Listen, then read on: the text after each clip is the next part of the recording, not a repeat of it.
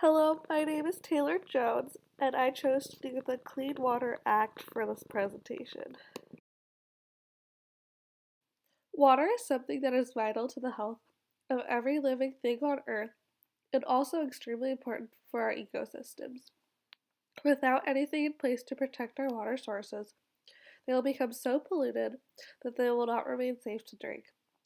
So many people and animals rely on water sources for various different uses that without clean water, the entire ecosystem could be thrown off.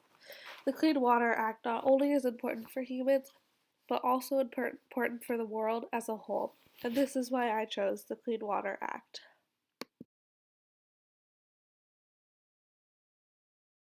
Democrat John Blatnick knew something had to be done to save water sources when he was cruising down the Mississippi River in 1956 and discovered the filth that had been accumulated. Blatnick constructed the Federal Pollution Control Act of 1956, and the bill was passed and signed into law by President Eisenhower. But when President Kennedy took office a year later, expanding the water pollution program was one of his first goals. Congress delivered a new version of Blatnick's bill to Kennedy in July of 1957, and it was signed into law. The Cuyahoga River Fire of 1969 was what sparked Congress's interest again in water pollution. There was a House-Senate divide on how to fix this problem. The House and Senate eventually came to a compromise about the Clean Water Act at the beginning of 1972. President Nixon vetoed the bill due to the $24 billion price tag that was associated with the act. The Senate voted 52 to 12 to override Nixon, and the House voted 247 to 23.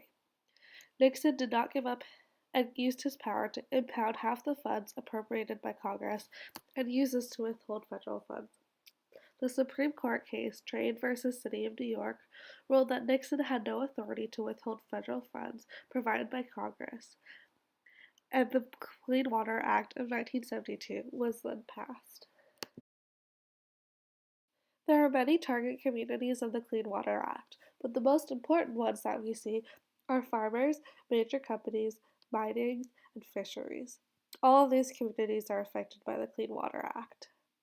Cultural implications of the Act are focused more around the idea that taxes are used to raise money to enforce this Act. The Clean Water Act impacts the way you can access water and use water. All cultures are impacted by this, which we see in our target communities.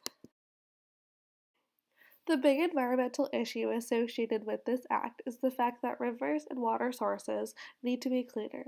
But by doing this, major companies are spending extremely large amounts of money to be able to dispose of their wastes and obtain permits.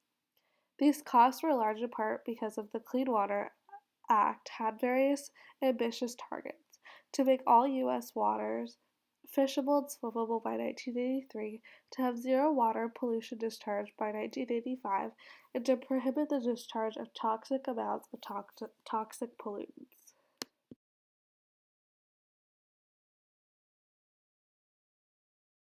Each state has its own water quality requirements, but there is a standard set of base requirements that every state must include. These basic requirements can be found in the Code of Federal Regulations, Title 40, Part 131. The State Review Framework, SRF, is constantly assessing the EPA and state enforcement of the Clean Water Act. EPA works in partnership with each state to create a final SRF report. These SRF reports allow the EPA to identify recommendations for improvement to ensure fair and consistent enforcement and compliance programs across the states. The civil administrative actions are non-judicial enforcement actions taken by the EPA or state under its own authority. These actions do not involve judicial court processes. Civil judicial actions are formal lawsuits. They are filed in court against persons or entities that have failed to comply with regulations. After 4 decades under the Clean Water Act, an estimated 65% of U.S. waterways now pass the fishable swimmable test, while average wetland losses have fallen below 60,000 acres per year. According to a 2012 EPA report, 90.7% of U.S. community water systems met all applicable health-based standards in 2011.